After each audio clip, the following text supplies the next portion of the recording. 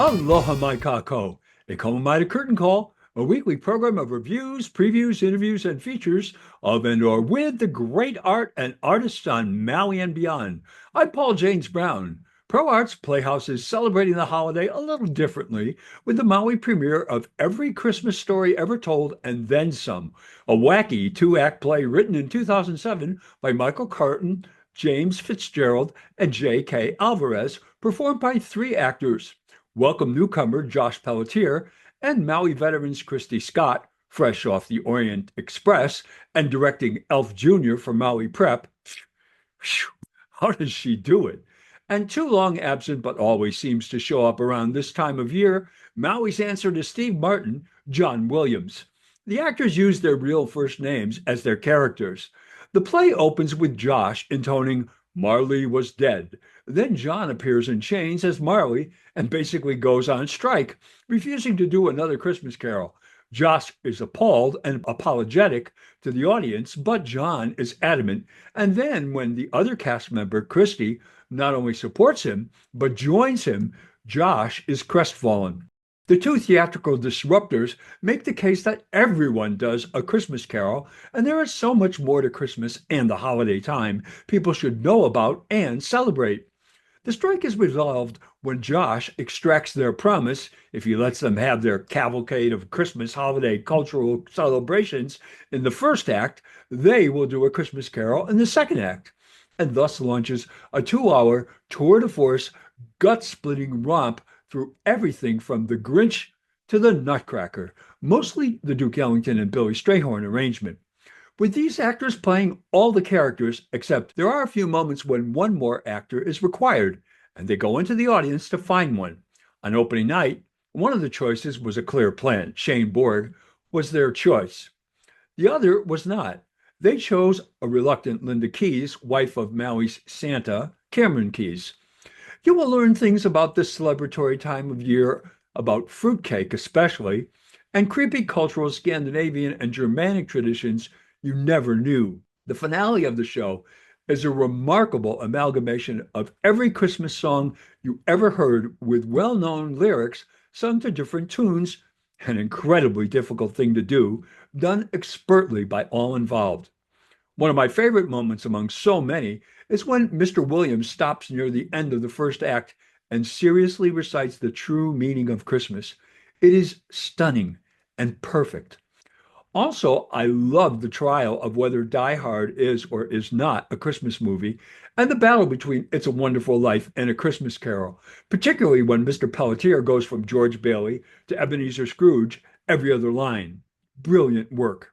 The number of scenes, costume changes, props is mind-boggling, and everyone in the house is having the best time. Kudos to board member and astonishing first-time director Sarah Loney Marks for wrangling this marvelous theatrical journey about a holiday time which touches everyone into another great night at the theater. These three actors are having an unmitigated ball playing with each other, and it is so much fun to spend time with them. Every moment is wonderful. The complexity of the show cannot be overstated, and the work it took to bring it to us, I am certain, was immense, and we are the beneficiaries of this top quality professional theatrical celebration of the season that threatens to become as traditionally cliched as Dickens. Mahalo also to Louise Lambert for the pre-show carols and for her piano work during the show. Jake Carter did the lighting design. It was so masterful when Ms. Scott in tutu during Dance of the Sugar Plum Fairy had to chase after the spotlight. Lily Lee Campbell was the costumer, and I don't know how many costumes there were, but it seemed every minute there was a new one. Superlative work.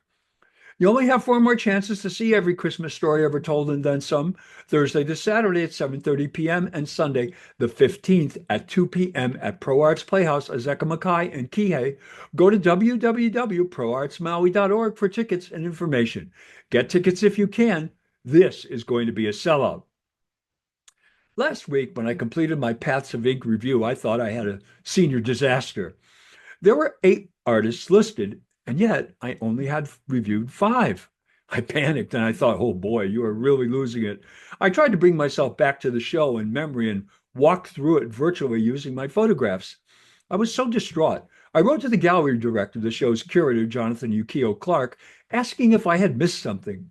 Thankfully, he informed me that indeed I hadn't missed anything, and these three artists' works were now installed in place of the works that were created during the special pre-show activations. Thank God I'm not losing it. When I learned this, I realized I needed to return to share what these three artists contributed, and am I glad I did. And again, mahalo nui loa to Mr. Clark for giving us this world-class exhibit. The first one is Ryokoku Inamura of Tokyo. He practices the ancient art of tenkoku. This is carving into stone to create a seal used with red ink. He tells the viewer in his artist statement he mainly used the zhongji as his source of subject matter. Quote, perhaps it is because the words of the zhongji often match my feelings, unquote. The zhongji is one of the foundational texts of Taoism written between 476 and 221 BC, according to Wikipedia. On display are several small works, possibly because of his genetic background. His father was an avant-garde calligrapher. Mr. Inamura combines calligraphy with tenkoku. These are inked tenkoku prints on paper. Guest host exchange. Nothing lies outside the large. Soshu's dream. Always hitting the mark. The human heart resembles mountains and rivers. Man of merit. One's manners differ from others. Night march of demons. An iron mask. In a case in the middle of the room are four carved seals to show the viewer the delicacy, precision, and exceptional artistry this work entails.